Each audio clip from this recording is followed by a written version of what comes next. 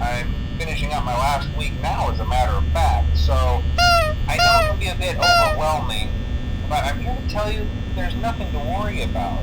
You'll be fine. So let's just focus on getting you through your first week, okay? Let's see. First, there's an introductory greeting from the company that I'm supposed to read. It's kind of a legal thing, you know. Welcome to Freddy Fazbear's Pizza, a magical place for kids and grown-ups alike, where fantasy and fun come to life. Fazbear Entertainment is not responsible for damage to property or person. Upon discovering that damage or death has occurred, a missing person report will be filed within 90 days or as soon as property and premises have been thoroughly cleaned and bleached and the carpets have been replaced. Blah, blah, blah. Now, that might sound bad, I know, but there's really nothing to worry about.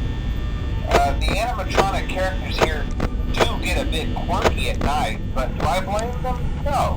If I were forced to sing those same stupid songs for 20 years and I never got a bath, I'd probably be a bit irritable at night too. So remember, these characters hold a special place in the hearts of children and we need to show them a little respect, right? Okay. So just be aware, the characters do tend to wander a bit. They're left in some kind of free roaming mode at night. Something about their servos locking up if they get turned off for too long. They used to be allowed to walk around during the day too, but then there was the bite of 87.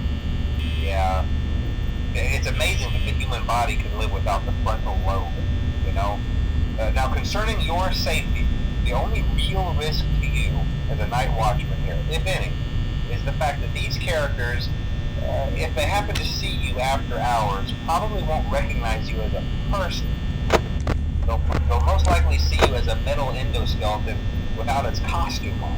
Now, since that's against the rules here at Freddy Fazbear's Pizza, they'll probably try to forcefully stuff you inside a Freddy Fazbear suit. Now, that wouldn't be so bad if the suits themselves weren't filled with cross beams, wired, and animatronic devices, especially around the facial area.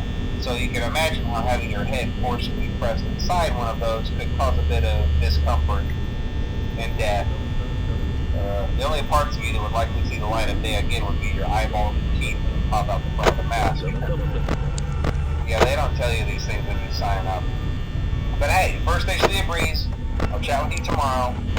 Check those cameras and remember to close the doors only if absolutely necessary. Gotta conserve power.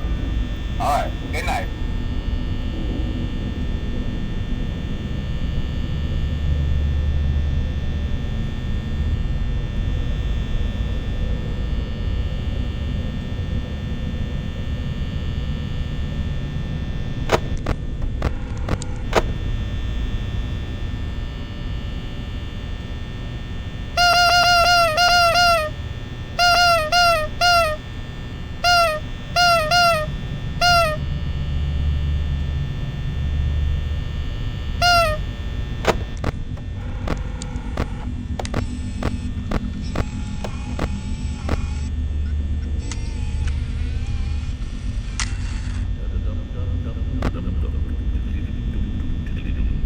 Dum dum dum dum dum dum dum dum dum dum dum dum dum dum.